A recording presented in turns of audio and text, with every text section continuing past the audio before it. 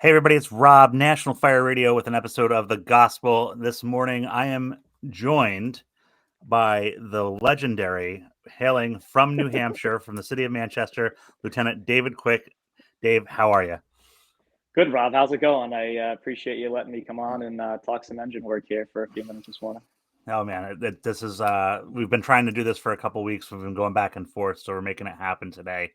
So before we started, I was kind of, we were going back and forth about, I guess we'll call it like the rebirth of the gospel. But for this program is that my journey into becoming a municipal training officer, and like watching other people struggle with training in these positions and how to do company drills. We kind of, before we started recording, we're talking about the Fire Instructor 1 and 2 program and where the strong points are, but where some of the pitfalls are.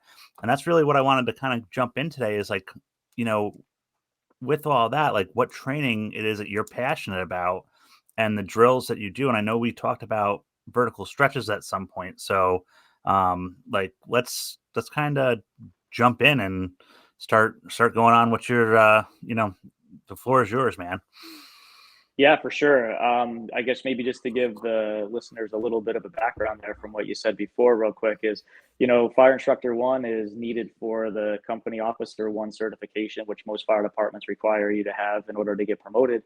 And that's really just delivering a canned program. Until you get into Fire Instructor 2 and 3, you don't learn how to develop the different programs and objectives and whatnot. So I think as a company officer, it can be challenging. You're being asked to go out and to deliver training to your folks, and you've only been sort of taught how to deliver a program that someone has given you. So, I think the most important part as a company officer is just keeping an eye on your folks, sometimes looking around and saying, okay, what are things that we seem to be doing well on the drill ground? And sometimes, what are things that we're not doing so well? I'm sorry, the fire ground, not the drill ground. And then delivering and coming up with programs based on that. And at the end of the day, I think the most important part is finding something that you can do in sort of a shortened time frame. Those 2-3 hour programs don't seem to work. It's, get in there, give them the why, give them the specific conditions where you're going to do those operations on the fire ground, and then pack it up and let them chew on it a little bit. Maybe you revisit it, later on in the day and say, okay, we did that stuff. Was there anything that you think we should have done differently, or we could do differently, or in the future, what do you want to do to build off of it? So I thought it was good that we kind of chatted about that before we started. Yeah, and I think that I wrote down practical application to the fire ground because I've seen a lot of stuff in my career where people are just doing like, they've got a left-handed smoke shifter with a 3-to-1 mechanical system set up to, ventilate a subway car. Meanwhile, I'm like, but we're in Idaho. Like, where's the subway out here? And they're like, there is none, but I saw this thing and it's really cool and we're going to do it. And I'm like, and it's just the most ridiculous thing, like fighting fires on aboard a submersible vessel. Like Yeah, I don't have a for submarine sure. guy, but yeah, it's like the practical application and doing that why and giving them the why. So that's good stuff. Yeah, for sure. So like, what when it comes to you as a company officer and the journey that you've had, like how like what's the I don't say it's the passion that's kind of driven you to make sure that you're delivering good training? Like, what does that look like to you? I think for me, I strive hard, obviously, to be the best I can. I know that with most of the things, I'm never going to be the best in the fire service at anything. What I'm really trying to accomplish is not failing. I know there's always going to be things that I can improve on every fire I go to, but at the end of the day, I want to be able to get that job done. So I think my passion comes from not wanting to fail the public, not wanting to fail my guys, not wanting to fail the fire department as a whole. So we also want to be the company that is looked to on the fire ground to go to work. We want to stand next to the chief at the command post, and when he looks around, picks us to be the ones to go in and do stuff. So I think my passion comes from all of those different components right there. And I obviously want my guys to be successful. And when I'm not around, or when they move on to being promoted or to a different company, they're ready to succeed in wherever they go. It's almost like there's a sense of mentorship there because if you're not thinking about building your people up to that next level, it's like, and it's the perfect platform to really enhance and sharpen their edge. Oh, for sure, 100%. So what's when it comes to the world of training, like what is the drill that you like? Is there a go to for you that you like? Is it what's your like? I don't want to say your can drill, but like what is your go to that like David Quick is just like heck yeah we're gonna do this today. It's gonna be awesome. I'm excited about Yeah, well, first off, right, it's going to definitely be something engine related because I'm not so good at that trucky stuff. But I would say the thing that I do the most is looking at vertical stretching, mostly rope stretching. In my city, we have a lot of 2.5 story wood frames, also called New Englanders, 3 story flat tops, which you probably heard referred to as triple deckers, but that's a sandwich. Here in New England, we call them 3 deckers. The hallways are really long and tight, and in the front and the back hallways do a lot of wraparound. So it's hard to get one hand line up through those different areas, let alone trying to get two. And we know that we never want to put more than 2 hand lines through any one doorway. So, basement fire, first floor fire, you got your first line going through, maybe the backup line or second line. Well, those buildings are all balloon frame. So we got to get upstairs to the top floor and start looking in the knee walls and in the cock loft. So how do we get that line up there? A lot of times we will rope stretch. On top of that, these are large buildings that we're in, and sometimes we go for an alarm activation. There's nothing showing from the outside, and with today's world of vent limited fires, that's going to become more of a common occurrence. So we'll go up and investigate, and if we find something, a lot of times we'll drop the rope down, whether that's the bag or the end of the rope, depending on obstacles below. And for speed of line deployment and for length of line deployment, we'll come up the outside into the building. So we generally focus on that. I think that although there are fire departments like mine and other places in the Northeast where that's just a regular, typical stretch, we do that on a regular basis. Most other fire departments in the country would consider that an alternate stretch, right? They're going to do a lot of other things first. I believe with the new building construction that's going up, these new 4, 5, 6 story buildings, type 5 over type 1, it's going to be a more common stretch for folks in the fire service. In the past, those types of buildings were only found, in urban areas or the towns that directly surrounded the urban areas, and that's not the case anymore. I was down teaching at Dagom in Texas back in March, and we were doing a class on extended lines and vertical stretches. And down there, most of the firefighters only had, 1 and 2 story buildings, maybe a few 3. But as I drove between Houston from Joey D up to Dagom, you notice real fast that these are popping up everywhere. So I think this is an opportunity for the fire service to start to be proactive as opposed to reactive. And as these buildings are being built and they're not occupied, we need to look at those different ways to go up the outside of the building.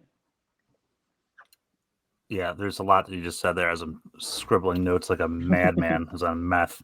But uh, the one thing that I like, you kind of talked about how the hallway is tight, and you don't want more than two lines coming through a room or through one door rather. Where like application wise, like you see it in New England, and you talked about your three deckers, your New Englanders. Um, and the fact that there's that balloon frame construction, you kind of hit on the type 5 over type 1, but even like a 3 story garden style apartment, Mm-hmm. there's a good application for this because that center stairwell, if you're as long as you're not going down to your terrace level, like there's pretty much you're limited to that doorway of entering into that garden style apartment. There's going to be, it's one way in, one way out, and it always, I don't want to say always, but like it seems to always come to that stairwell in the middle, and you have your 1, 2, 3, 4, your ABC apartments, Mm-hmm. however they're laid out, right? So, uh, like what other areas would we see a vertical stretch in? That's just not off of like maybe a garden style or these triple deckers or 3 decker, you said, that you're seeing. Well, I think you're right on the garden style, especially as they continue to get bigger in length. They've got big open courtyards a lot of times now. They've got the nice landscaping out in front, so you can't even get the rig close enough. I would say that that's a really good application. And to add on to that, what we're seeing with the code is if the buildings are fully sprinkled, that when you leave your apartment door, you've got to be able to hit an exit stairwell within 200 feet, meaning that stairwells could be 400 feet apart. And with the different traveling that I've done, you see that just in hotels right now. So yeah, so the all of those things that we talked about are all good applications. I would say hotels. I would say your Mm. Main Street USA, your residential over commercial, 4 or 5 story Type 3 buildings, parking garages. Um, all of those are different places where you're going to be able to hit that mid-rise office buildings. And you said something just fully sprinklered buildings, stairwells, escape stairwells, 200 feet. So they could be 400 feet apart.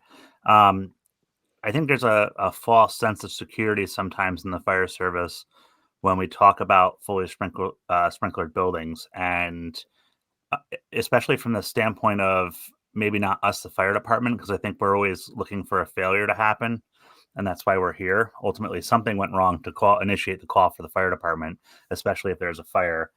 But politicians will typically be like, "Hey, this is okay," or zoning board members and planning board members will be like, "Hey, this is fine because it's going to be fully sprinklered."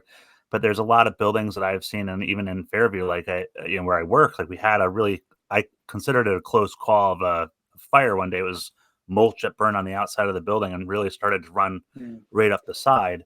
So, and I'm thinking of those like town center projects where you have, like you said, the commercial.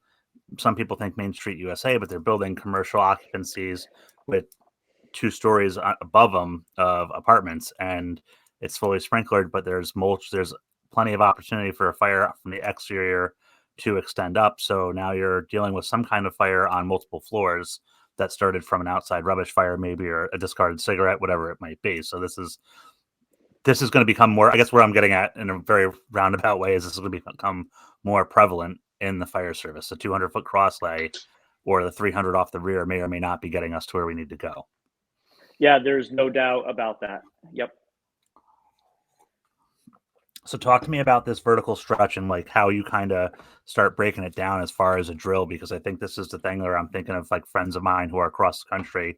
They're going to want to start doing stuff like this. So how do they go about like let's dive into the process. Yeah, sure. So, really, I think it's a multi-part drill. So, I think when you look at a lot of the things you're trying to do, especially when you're on duty, I'll preface it with having 10 engine companies, 3 ladder companies, and a heavy rescue in my department. I have the good fortune of being able to put my company out of service for an hour if I want to do a drill, and I know that that's not really the case for the majority of the fire service. And so, I like to throw that out there. I understand the plights that people are going through, even though I'm not living it myself. So I think sometimes taking these different topics, such as vertical stretching, and breaking it down into multiple small chunks allows you to probably get out and get that drill done without being interrupted by a call for part of the time. So I start with just like this, right? Where are we actually going to use this? And go to some of those buildings and look on the outside as to where do we think we're going to have to do a vertical stretch versus doing a long interior stretch. And there's going to be times that although vertical stretching in our minds might be faster, it will actually be easier to take that long line and go inside. And we'll talk about that in a second. So I'll size it up from the outside. Again, what buildings do we want to do? Are we going to want to vertically stretch out? What are going to be our complex stretches? And when I start looking at that, I think, although in people's minds, they think, oh, yeah, up the outside and in is going to be real easy. It's not always the case. So when you're outside looking, take a look at the windows. Do the windows open or do the windows have to be broken? Because that's going to affect your operation tremendously. So if they're open, great. What I found is in that Main Street USA or these residential buildings, they will open. There are some new 6 story buildings where they only open out a little bit, not all that much. So good. If they open, that's not a problem. We can slide it open. We can control the air coming in. If I have to break them, now I have to look at a bunch of different things. Number one, breaking it, how difficult is it going to be to break? A lot of times those commercial windows in your mid rises or over top, or if they're Main Street USA, just commercial 5 story, they're going to be hard to break. Number two, they're generally going to be larger than your residential. So now when I go to take that window, how much time is it going to take me to take, to take that window out and then to trim the window out? If we're bringing hose up through the window, we've got to clear the whole piece because we don't want it to fall and puncture our hose or rupture our hose, burst it. The other thing is if we leave pieces there, if it's over top of a door where people are walking in, we don't want that glass to all of a sudden fall down on top of them. which leads to, as you have to break that window, what's below you? Is the fire department connection below you? Is it the entryway for firefighters that come in? Are there still people evacuating the building?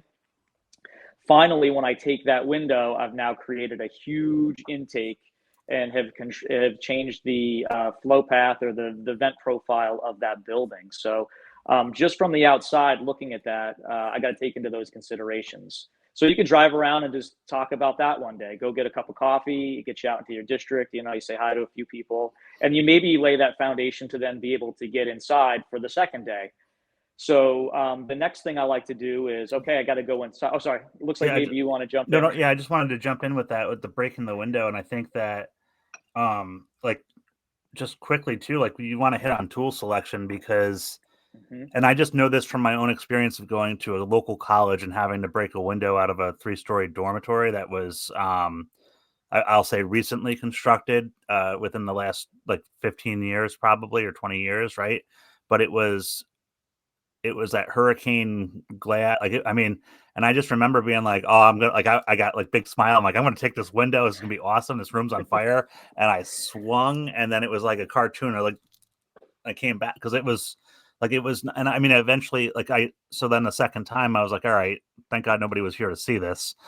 I broke the window, but like how that window, it was almost like a safety glass, and I sound like an idiot, but like I remember like leaning in close because I couldn't see through the smoke, and then seeing like all these shards, and like just how much like it was work to take this window. And I was like thankful that I had a Halligan with me, because Mm-hmm. any other tool, I'm not sure. And I remember some of my fellow firefighters from Engine 2 came up, and I was like, can you try to take that window out? And then like the glass that got sharded, how this particular glass broke, the shards went right through my gloves. And I remember, like, I lost a pair of gloves as a result of this. Plus, it exploded out into the hose bed. Like, I mean, so you're hitting on all these mistakes that I made with this simple fire. But yeah, For so sure. Yeah, there's a lot to it. So great stuff now, for the size of. the next drill, right? Go get another cup of coffee, and the next day, and head inside, right? Try to get into these buildings. Uh, Take a look at what's my access going to be to get to the area where I want to come in from the outside. You got to size up the door. Do you have Knox boxes on the building? If so, do they work? Do I have a master key that's going to let me get into where I want to get into? Um, Usually, your residential doors are going to be a little bit easier in those garden style apartments to get through than you're going to have in commercial buildings. Those commercial doors are generally more fortified. So I've got pictures of ones in Manchester where they're full top to bottom glass. It's not one you're going to go up and start prying on to do regular conventional forcible entry, because you're probably going to shatter everything that's right there. They've got extra deadbolts. They've got security keypads. They've got magnetic locks. Some of the buildings that we have house this FBI and CIA in my first due. So trying to get into those are going to be difficult. So you've got to look at what is the access to get to where I want to. How close, how close to the front of the building is the door to get in? And once I get into that access and into that apartment or into that business, is there a secondary room in there that I have to force into to try to get to the windows? I think the other component while you're in there to look at as well is, well, what is the staircase configuration? Because maybe now that I'm inside the building, I realize that I've got this distance to get to the front of the building. I'm going to have a hard time getting into the occupancy where I want to bring the hose in through the outside. You know what? I didn't realize these stairwells had a door that exited out right to the street, right? So I'm going to start to compare now and see, well, as much as I thought it was going to be faster and easier to vertically stretch, it's not. I'm going to come in through the inside because I think ultimately I'll be more successful. Yeah. Good Lord, you got so much stuff there. That's um the I'll say this, Dave, that you've got me a little confused. You talk about doing engine company work, but man, like the amount of forcible entry and windows that you're taking, are you sure you're not like trying to root for the truck here? Well, I like to say, and I got a buddy, Steve Barton, that works in Manchester, and he does a lot of truck teaching. He does a lot of stuff with Aaron Heller and on scene training, and me doing the engine world. And I think the third slide in my water application thing is what's the purpose of the initial hand line? It's to support the search. And when you talk to him and he delivers his truck program, he says, "What are you doing as a truck? You're trying to help the engine locate and confine the fire so they can put it out so we can do our job." So I'm not naive to the fact that although, I like to bust their chops, I do actually need them on the fire grounds. Yeah. 100%. So, all right. So we got our size up that second day, kind of going out, getting into the buildings, doing that. Um, like what door do we have to go through first? Knox box, supers, whatever your key system is that you have. And then sizing up your doors, and then also sizing up into the building what's after that front door. And you talk about the stairwells, and I think it's also important too. I think a lot of people, especially if this isn't normal for their first due, you'll have like a business, maybe an office building, but there could be another door that's just straight stairs right up to the living quarters. So all these things have to be kind of dived into on the size up, and this is actually a very easy objective to do, especially when on shift. So what's next? So then I like to break everything down into no more than three options or three components or three objectives for anything that I'm doing in the engine world. Right, that comes from Klein and his Sources of Power book. You hear Jay Bonifield and Aaron Field talk about it a lot. So when I get inside, I'm trying to find three different options to stretch on the interior. So if I decide that the vertical stretch isn't going to be my best option, what are my ways that I can stretch on the inside? So I've broken it down into either direct stretch up the stairwell. I'm wrapping that hose, around. I'm laying it on the ground. Second is if it's there, it's standpipe. And a third would be a well stretch. So just looking at these different components, if you wanted to now do a company drill, you could say, all right, well, in the future, I know that these are three different options that I have. Not every building is going to have each one of those three, but now I know that within my town or city, and I'm guessing even where you are, Rob, one of those options would fit a bunch of different buildings in your town. So go out and you're going to drill on that. Okay, one day we're just going to go do long stretching. I can sacrifice one hose bed, and if I get a call during that, you know what? I'll dump it on the ground. I'll come back and get it. No big deal. I'm going to bring my standpipe packs into the building. I'm going to dry stretch, look at clean hallway, dirty hallway, things like that. Or oh, I got a well. No problem. We just did this when I was on duty last week. We just brought spare hose. I made a shoulder bundle. We brought the length that's going to stay in the lobby that we're going to use to go up. And then we went and stretched. If something happened, we rolled the hose up or just left it in the building and came back to it. So I've got that laid out right there. So I'm looking just at the interior portion to begin with. And I want to just kind of point out there to everybody, or maybe not, to say this, like as you're talking about this, and I'm trying to think of like some jurisdictions very easy to go into a building, very willing to work. Others maybe not so much, but like a good safe place to do this in a practical sense is a parking garage. If you have access to a parking garage, because most parking garages will have stairs, so you can hit uh, either directly going up them. There's typically a standpipe, so just don't maybe charge it because you don't want to own that system if something happens, unless they give you permission. Or the well stretch, like all this can happen where you're kind of out of the way. You're not ruining the finishes on like a nice college, classroom building, or disturbing in the hospital, or something, something like just or a hotel or whatever where people are trying to rest. So this is just throwing it out there. All right, so you got your three different options inside. So now what's after that? Yeah, so just real quick, what I found is the one place that we do a lot of drilling is in the public housing buildings. So if you have public housing, the town or city generally is affiliated with the fire department in some way, shape, or form within Okay. the municipal structure. So we do a lot of stuff there, and that's nice because you can just kind of walk in there. You let them know that you're there from the fire department. You're all from the same agency. Not a big deal.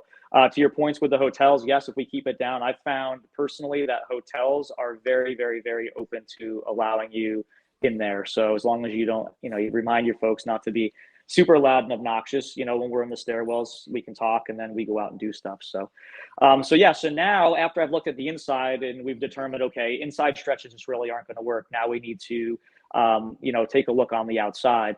And I have 8 different ways that I could do a exterior stretch on my job.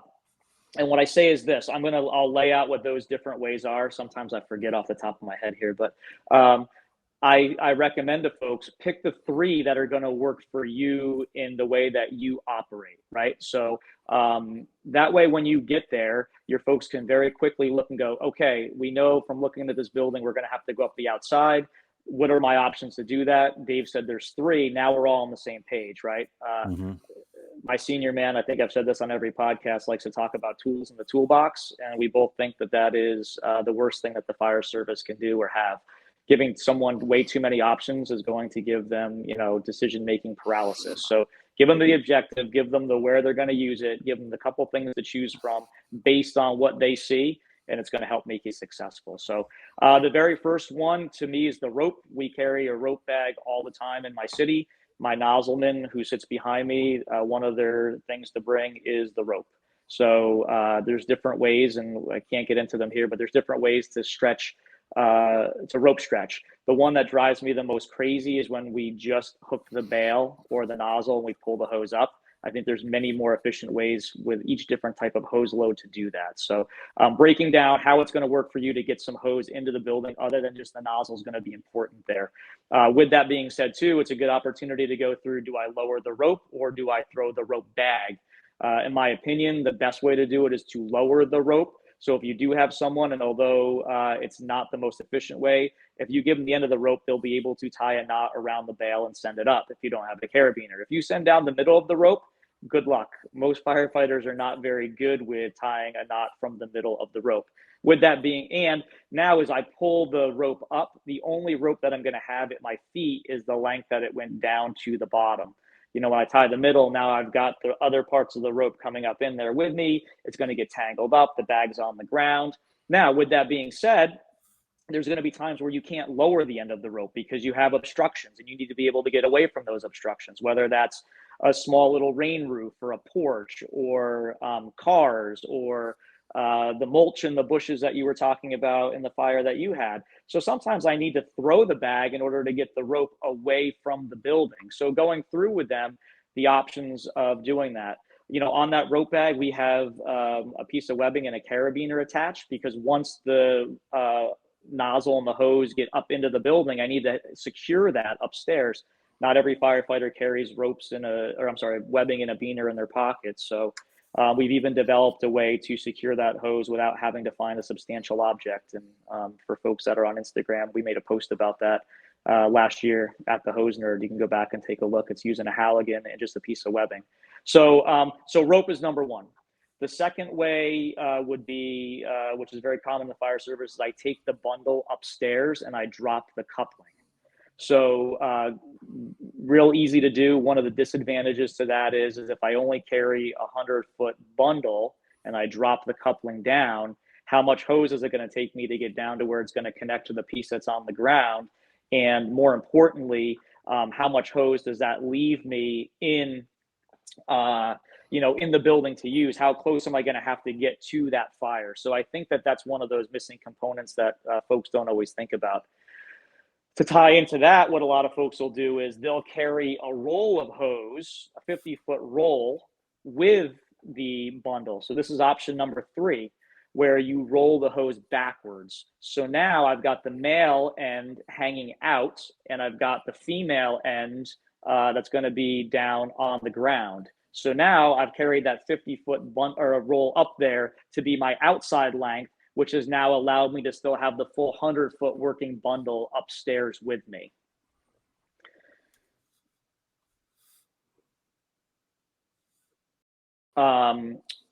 Another one would be just throwing a ground ladder and going up through the window, right? Maybe I do a VES and once I clear everything I need to, I've got fire on that second floor. Someone, maybe my chauffeur, has thought ahead. They know that we're going to need a line for extension upstairs, and they bring that line right to the base of the ladder, and it's ready to go inside. This is great stuff, Dave. I'm gonna kill you with your notes though, because you said 8 things. I just went through 8, and now I'm trying to cram everything in here. Well, I'm keeping a little check mark here because I always Yeah. forget. I get into this and then I go, did I already talk about that? So the next one would be an exterior stairwell or a fire escape. Not every fire department has fire escapes, right? Older cities in the Northeast are going to have fire escapes, but a lot of other areas won't. But a lot of people do have outside stairs, and they don't think about that. A lot of times, like we have some old school mills in my city, and they're 5 stories. And if you tried to go in the middle and then, through the main doorway or even one of sort of the end interior doors, you would have a hard time getting to where you needed to go to. But they've got a full top to bottom exterior staircase. That's a second means of egress. I can access. Yes, it'll be a long stretch, down that 400 feet if I had to. But the nice part is I don't have to worry about coming in necessarily from the floor below and stretching up around things. I could easily come up with one of these other techniques and just go through that doorway. If I get jammed up and I have to follow the line back out, it brings me right outside. It's almost like going through the front door.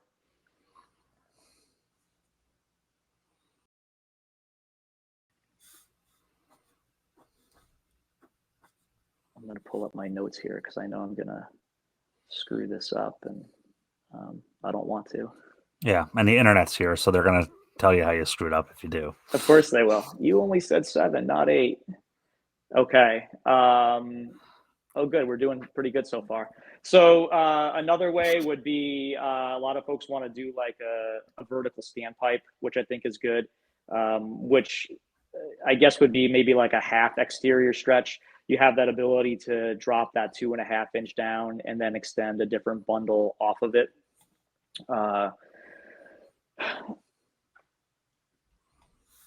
Is there so when you're doing these exterior stretches or vertical stretches, is there an advantage to switch? I mean, like I don't want like I know the answer is like, hey, you get a lower friction loss on 2.5 than you do on 1.75 inches, but you've got to factor that in, and then certainly you would be the one to talk about flow testing to make sure that you're going to get what you need at the end of the nozzle. But is that like, do you find it's easier to switch or to stay with your inch? Like if you're running 1.75 inches into this building, is it easier to stay with 1.75 inches, or if you have that longer length, do you like do the first 200 feet of a larger diameter to lower the friction loss, or like what's your thoughts on that? Yeah, it's a good question. I feel In the like I old, just invited you to go right into the weeds. So, no. you know what's good? I'm getting better about this. Even guys at work, and they'll tell me, see, I know what the whole topic is here, and I can't go off track. So they'll say to me, Dave, okay, I got a pump question. Now, I don't want the Dave question or answer. I just need like, the Truckee answer. I'm like, all right, I got you there. So essentially, back in the day, just with hose construction and the way the internal diameters when you charged it, the old school rule of thumb was you couldn't go any further than 300 feet without having to fill it out with a larger diameter hose. Part of that was, the construction, and part of it was the fact that, we were using 100 psi nozzles. So when you added the friction loss with the nozzle, you were really pushing the upper limits of the 250 psi rating of the fire pump. So now with folks dropping from 100 psi nozzle down to 50, and the fact that we have different hose construction, an 1.75 inch hose that isn't for the most part truly 1.75 inch hose, you can easily go 400 to 600 feet now and still flow 150, 160, up to 185 gallons per minute on those longer stretches without having to fill it out, which is nice because it gives you a cleaner hose bed and a smaller diameter for folks to move, especially in today's world of limited staffing fire departments. All right. So what's next? Or have we? Okay. No, we got another one here. So we've done this before in my city too. Sometimes folks will forget to bring the rope bag. It is what it is. Things happen.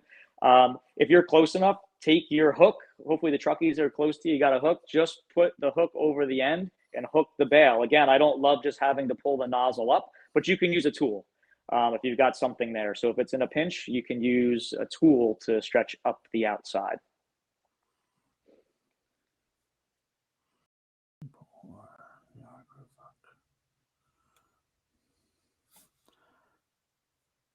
All right, so I've got rope, bundle, the 50-foot roll, the ground ladder to the window, exterior stairwell or fire escape, vertical standpipe, hook the bale with a pike pole or a New York roof hook or some kind of hook. And then what are we on 8? Or did Yep, we? that's what I Okay. got. Yeah, we got one more. So I will say this. This is number 8 on my list of all of the things. So it is the flying standpipe or the aerial standpipe. So we hear a lot of folks that say, well, if I have to go to one of these upper floors and I need to stretch, I'm just going to connect onto the bucket of my aerial, or I'm going to attach to the end of the waterway on my straight stick. And personally, I think that that's a very, very, very involved operation that the majority of the fire service isn't prepared for. It sounds great in theory, and it sounds really good and fast until you actually go out and do it. So here's a couple of the big takeaways. Number one, especially if you got a straight stick, you've got to be able to bring all the hose up there with you, up the ladder, and carry it that you need. Once I get up there, your aerial pipes are piped with 3-inch threads. So I have to have an adapter up there. Some fire departments do if they're using stack tips, if you're using a combination tip. A lot of times that doesn't happen. If you're on the bucket, no big deal. You're going to be able to, most fire departments have a 2.5 with a reducer on it. You can take that reducer right off and attach. So, it's how do I get the equipment up there and the time and the energy that it's going to take. Number two, now I got to look at the hydraulics of it. I've got this big, huge open waterway that's like a standpipe, which means that I need to have someone up there with some kind of gate valve or control valve. So if it's a straight stick, am I going to have an extra piece of hose that I come off of where the nozzle's attached into the building, and then I'm going to put a gate valve and a gauge like I would off of the standpipe? Or if I don't have the hose for that, am I going to have someone committed to the tip of the ladder that's working on that operation and making sure that they're getting the right pressure at the end of the line? In Manchester, we don't have pumps on our aerial, so I'm going to need someone to pump the aerial device as well. So I'm going to have to commit another piece of apparatus and manpower to do that. So I've got the hydraulic component of it. Our friend Larry DiCamillo, who does a lot of truck company operations, also brought up another good point to me when we talked about this down in Texas. Once I commit that aerial device to running hose off of it, it has to stay where it's at. I've now lost the ability to use it as an aerial. So if I need to get to the roof, if I need to use it for rescue down the line, I don't have that option anymore. So I think that although it's really great in theory, if you haven't gone out and practiced it, made sure that you've had all those, you have all those appliances and adapters, and know how you're going to do that operation, I think folks quickly find out that it's not the best on the list once you get into it. Yeah. No, it's always been a reinforcement over the years of losing the aerial device to that operation. So once you commit, and this is, I wrote down in my notes, like, this is a plan C, D, or F, because this should not be, well, I don't want to say it shouldn't, but probably not the best choice for your initial, if you can help it. Yep, for sure. The one thing I will say is this, though: when you're looking at vertical stretches, one of the places that we really think that we're going to do it the most is going to be in parking garages. Most parking garages have manual dry standpipe systems.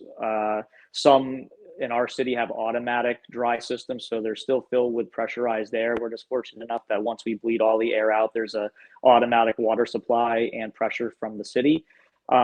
Part of the problem is this: that piping in the building is so large, to get the air out of it and to get the water filled throughout really takes a long time. And with the size that parking garages are becoming, you'll see that trying to come up from those standpipes, you have some really long stretches.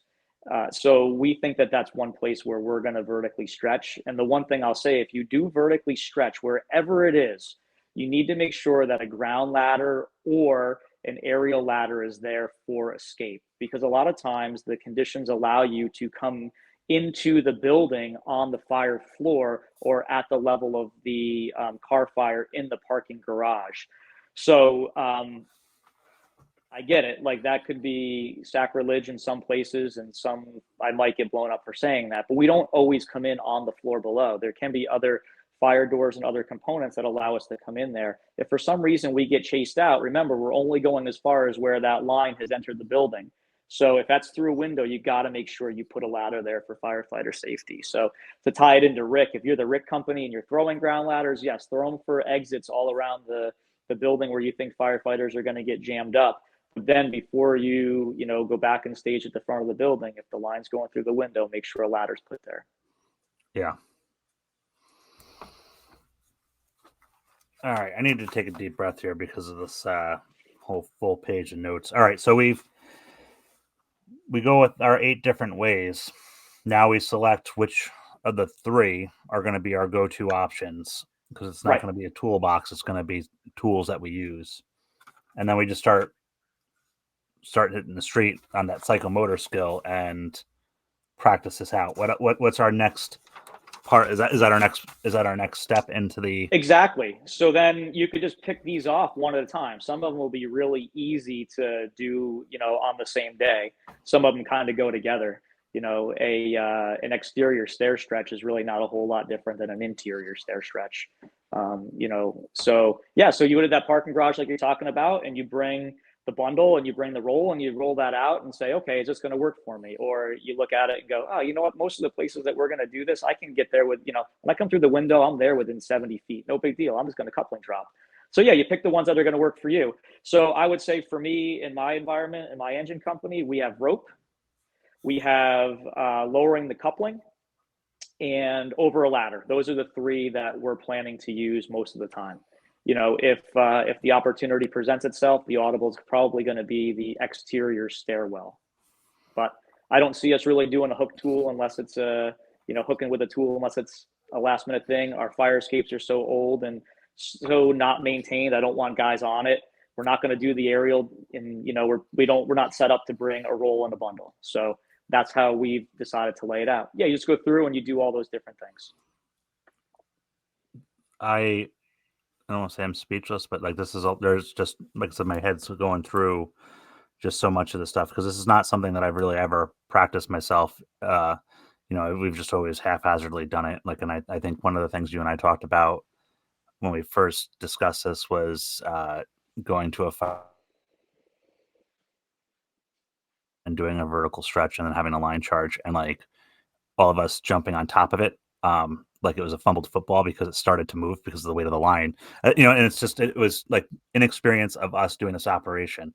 As that hose filled with water, it started to fall out the window, and then I mean, obviously getting the water weight and pushing it up, like so, like even that small tidbit of information and not having practice tying it off, because at this point we were at plan, like we were back to double A, double B, double C, because we had gone to the alphabet. But like, it's just it was the minutia of that is really where it comes in, and that's the experience of doing it. Is hopefully you get to hopefully do it right, and you don't learn from my mistakes. But So yeah, so I think to add on, so we've gone through all those different ways now, right? The 8 ways. So now you could go out and you want to incorporate ground ladder training. Great, go do some truck stuff. So now you can talk about the forcible entry component of how you get through a door on the inside. You can talk about how to throw the ladder and what angle you want it to be at for rescue to facilitate somebody coming out with that hose line.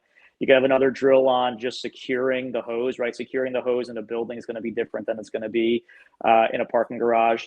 To your point with jumping on it like a football, remember it's sort of believe it or not, the lighter the hose is, and then the less you have inside the building that you charge, the greater the chances it's going to slide back and out of the building.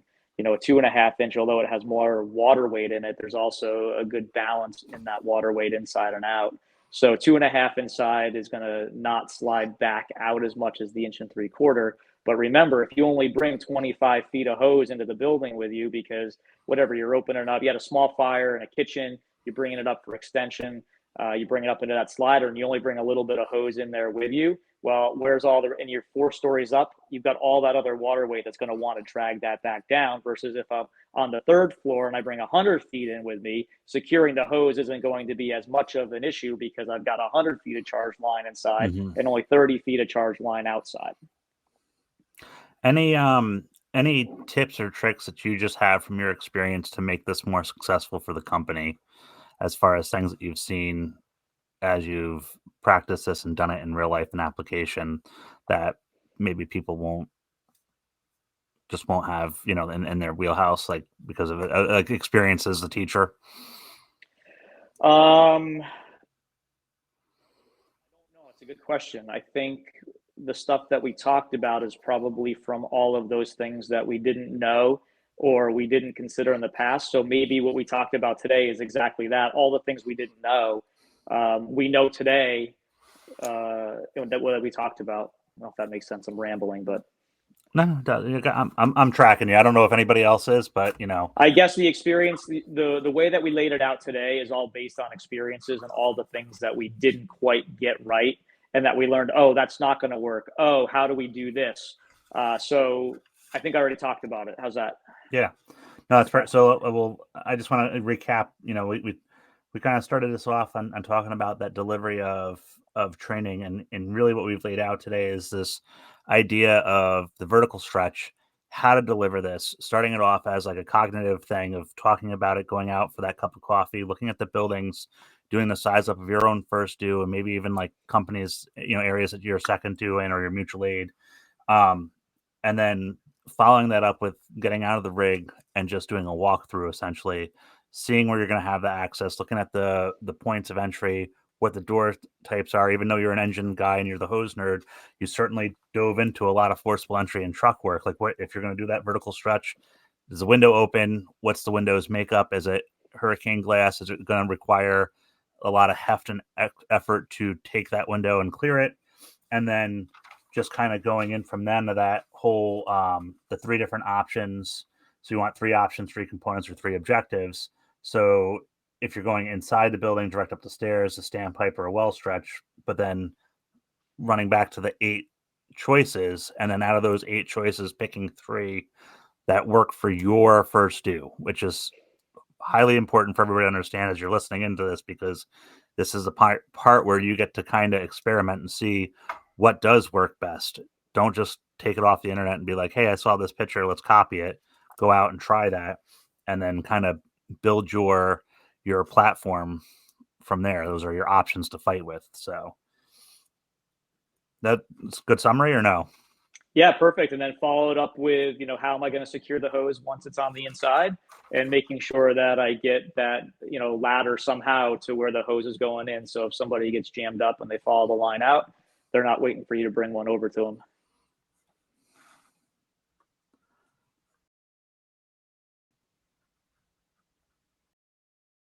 Dave, do you have, here's a big ask for you, do you have lesson plans for any of this stuff? No, It's okay. which I got to get back. So I'm writing an article right now. It's probably, I'll say half done. I've got the whole backstory, the interior done, and I just started working on rope stretching and a couple other things. I'm trying to figure out how to take all this information that we talked about in the last, 50 minutes and condense it into an article that's not a two-parter. And obviously, I've got actually, you know what? I do kind of have a half lesson plan, so I take that back from what we taught in Dagon. But trying to turn it into a class as well, trying to figure out how to make it into like an hour and a half lecture, or maybe I don't know, a 4 hour lecture. I want it to go someplace for sure. So I do have a little bit of an outline. So if someone's looking for stuff, I'm more than happy to share that. I do have more Okay. specifically a lesson plan on rope stretching and different ways to do it. The only thing I'll say is the ways that I talk about on the inside, I don't have pictures yet for it, so I need to kind of work on that. But yeah, there's some different resources I could probably share. Well, Dave, we've been going for, like you said, almost 50 minutes. Is there anything you want to add before we wrap up? Because I wanted to, we try to keep this down to, I say 45 minutes. I've even tried to say a half hour, but I know that with the guests that I have on how we talk, like it's just not going to happen. But anything you want to wrap up with? Any events coming up? Anything like you need to plug or? Events coming up. Yeah, there's still time to register for Joey D in November. We're going to be down there. I'm going to be working with Bill Leto and Jerry Erbst from Elkhart. We're going to be doing a brass tacks, harder facts, know your flow, know your hose, attack package design kind of hands-on program. I can't tout that not that program. I can't tout that conference enough and what they're doing. All the proceeds go Yeah. back to buying firefighters, life safety harnesses for bailing out. And Chief D and that foundation, Kevin Hughes, they're top notch, man. And support them any way that you can. Other than that, I don't know. I'm going to ski here coming up, but fire service wise, hopefully just releasing some more content, working on some classes, and I don't know, see where things bring me. Awesome. Well, Dave, thank you for joining me today on the Gospel of National Fire Radio to talk about the vertical stretch. This has been fantastic. Thank you for taking the time. Everybody, this is Rob, National Fire Radio with the Gospel. David Quick, the hose nerd, where you can find, oh yeah, where can everybody find you? Oh yeah, you can hit me up on the Hose Nerd on Instagram. I'm on Facebook, David Quick, and feel free to reach out to me via phone, 603-264-3887. Everyone's, I think that's in our boat, Rob, has helped us get to where we're at. And without them, we wouldn't be where we are. So I like to try to pay that forward. So if there's something you think I can do to help you out, hit me up and we'll get you what you need. Dave, thank you so much for coming on. I appreciate it. Stick around after we stop the recording so I can follow up with you. But everybody, thank you for tuning in. Be safe out there. Get out there and practice this vertical stretch. We're going to attach some outlines and lesson plans to this eventually, and we'll talk to you then. Thank you. Have a good day.